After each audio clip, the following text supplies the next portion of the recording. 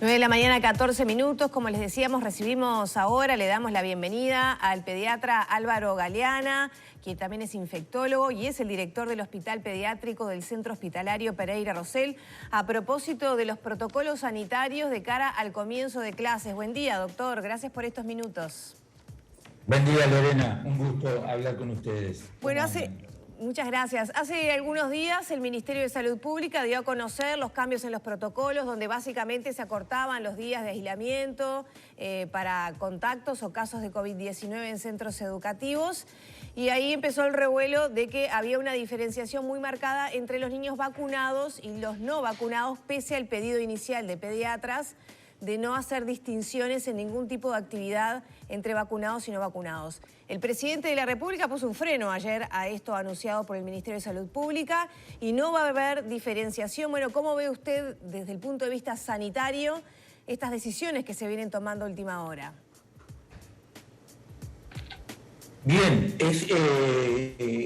yo creo que la propuesta del Ministerio de Salud Pública es una propuesta planteada esencialmente frente a un escenario de evitar el mayor daño posible, o sea, un escenario de riesgo y dejar a entender que naturalmente hay una diferencia biológica en los individuos vacunados en relación a los no vacunados en cuanto a diseminar la infección y en cuanto a días de infección. Eso también se puede trasladar a los adolescentes o a los adultos jóvenes o a los niños si están o no están vacunados. Las decisiones que de alguna manera plantea el protocolo del Ministerio de Salud Pública va por el aspecto biológico y el aspecto de salud. Las decisiones que decide el Poder Ejecutivo naturalmente son decisiones de índole político, totalmente respetables y bueno, yo en lo personal lo que puedo hablar es del aspecto biológico, el aspecto infectológico y me parecían correctas lo que se había planteado originalmente, pero cuando se tienen que tomar las decisiones hay otras cosas que juegan también, hay otros factores que juegan, que en particular yo o los médicos no somos los que lo conocemos, así que me parece adecuado tanto una cosa como la otra. Yo creo que el Ministerio de Salud Pública plantea las posibilidades reales y después el Poder Ejecutivo decide definitivamente lo que poner y bueno, y habrá que evaluar y ver cómo evoluciona la pandemia. Estamos ahora, todos Galeana, usted siempre fue un defensor de que los niños de alguna manera no perdieran sus actividades, que durante la pandemia recuerdo varias veces donde se pronunció en que los niños estuvieran al aire libre, realizaran actividades, no perdieran determinadas rutinas. ¿Cómo analiza estas tres opciones que maneja justamente el Ejecutivo y sobre todo desde el punto de vista médico, ¿no? Si los niños realmente tendrían que cumplir con esas cuarentenas, si efectivamente hay un riesgo para los niños, para también tener los insumos médicos, ¿no?, de cara a esta situación. Y la pérdida de clases nuevamente, ¿no? Por supuesto, y estoy totalmente de acuerdo, Maggie, que nosotros desde un principio somos los que tratamos de que los niños no pierdan presencialidad en la escuela, y eso está fuera de discusión.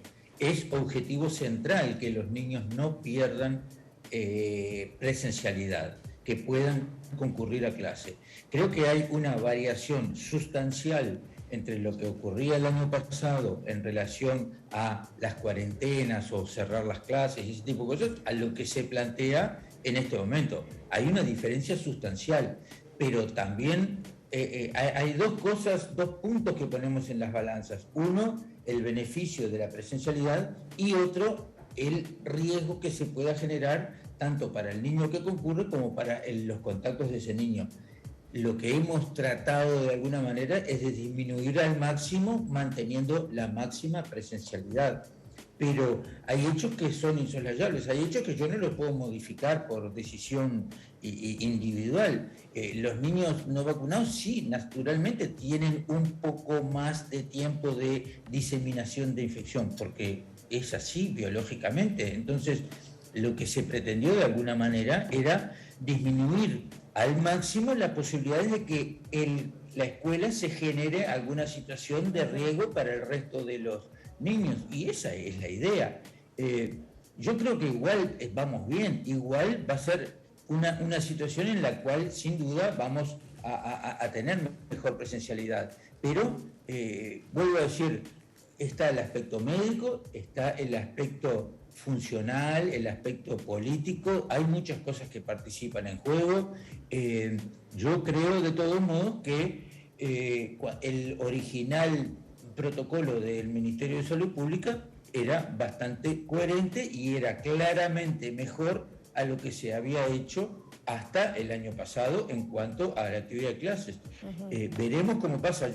Siempre hay que recordar que seguimos en un escenario de una muy importante circulación viral, seguimos teniendo más de 10 muertos por día, seguimos teniendo más de 1.000 o 2.000 pacientes que se infectan por día, seguimos teniendo una circulación muy alta, un porcentaje de estudios positivos en relación a la cantidad de estudios realizados de más del 30%, o sea, no estamos en una situación donde, digamos, se acabó el problema de las infecciones por el COVID. No lo estamos.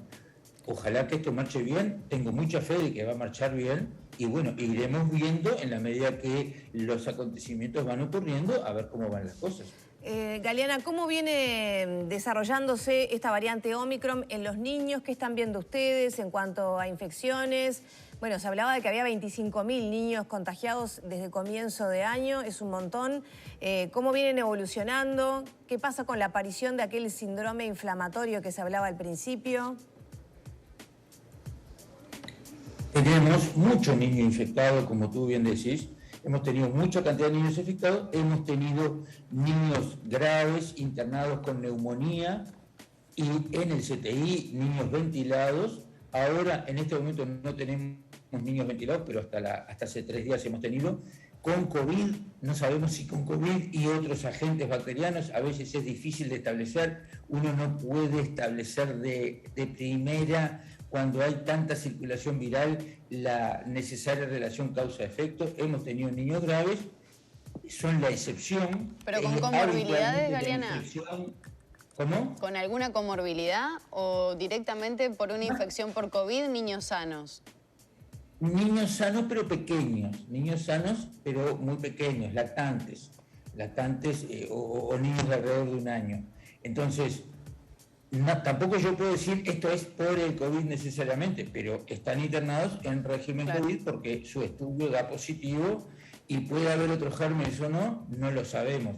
Hemos tenido algunos fenómenos inflamatorios, no situaciones, últimamente yo no he visto situaciones de síndrome multisistémico vinculado al COVID, es algo que estamos siempre muy atentos.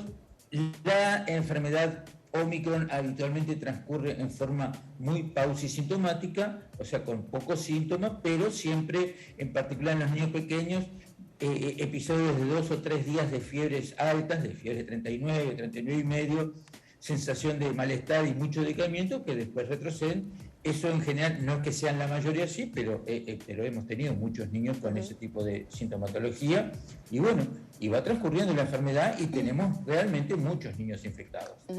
Ahora, Galeana, la evaluación que hacen entre los niños vacunados con el esquema completo, que me imagino que ya deben estar completándose por esta fecha, de acuerdo a cuándo comenzó la vacunación, ¿cómo han visto que transcurre la enfermedad? ¿Cómo transcurre lo que no están vacunados? Y sobre todo si hubo algún efecto adverso para aquellos padres que todavía tienen algunas dudas o están viendo si los inoculan o no contra el COVID-19. Empiezo por la última parte. No hemos tenido efectos adversos que nos preocuparan. Jamás hemos tenido ningún caso preocupante, por lo menos que yo haya visto acá en el Hospital Pereira Rosell, vinculado a la administración de la vacuna. Con respecto a población vacunada y no vacunada, recién esta semana empezaron las primeras segundas dosis para los niños de 5 a 11 años. No hemos tenido, yo no he visto prácticamente niños de 12 años en adelante internados, vacunados e internados por COVID. Cuando hemos visto niños adolescentes con sus 2 dosis dadas y ya más de 10, 15 días de la administración de la vacuna, si tienen la infección, la tienen en forma muy leve, que es lo que hemos visto, sobre todo en adolescentes gurises más grandes que se infectaron entre enero y febrero en La Paloma, La Pedrera y Punta del Este. Esos chiquilines cuando estaban vacunados realmente transcurrieron muy bien. Pero los niños de 5 a 11 años, la semana pasada empezó la segunda dosis, porque acuérdense que son 6 semanas después de la primera dosis, y la primera dosis, si yo mal no recuerdo, empezó a mediados de febrero, de enero, por el 10 de enero, por el 10-12 de enero empezó la primera dosis, o sea que recién ahora están empezando a recibir sus segundas dosis, o sea que todavía no podemos hablar de una diferencia entre unos y otros. Que quede claro, no hemos tenido fenómenos adversos vinculados a la vacunación. Doctor, estos 5 días de aislamiento para un caso de COVID positivo asegura que, o sea, está comprobado que no puede seguir contagiando ese caso, además de que ya está, su organismo ya está, digamos, de nuevo al 100% como para retomar actividades. Me refiero a este acortamiento, ¿no?, que se dio en el nuevo protocolo. Asegurar, nadie asegura nada. Si las personas están bien vacunadas, después de 5 días y al menos 48 horas sin síntomas, sin fiebre y sin molestias, habitualmente ya la posibilidad que transmitan la infección a otra persona es extremadamente baja. Esto es medicina, esto no es 100% ni es blanco o negro. Disminuye claramente la posibilidad de que transmitan las personas vacunadas entre el quinto y séptimo día, que lleven por lo menos 48 horas sin fiebre, sin síntomas. Igual las recomendaciones internacionales, por ejemplo, han sido si va a evitar estar en aglomeraciones en lugares cerrados, o si lo va a estar en lugares cerrados, utilizar esos primeros días un tapaboca no está mal, pero en general ya no son fuentes de infección. Bien. Doctor, muchísimas gracias por estos minutos con Arriba Gente. Un gusto para mí, un saludo para ustedes, un placer. Muchas gracias. Gracias por su generosidad, siempre nos quedan más preguntas para hacer, ¿no? Era el doctor Álvaro Galeana, pediatra, infectólogo y director del Hospital Pediátrico del Hospital Pereira Rosell. Ya son las 9 de la mañana, 26 minutos, hay más noticias para actualizar.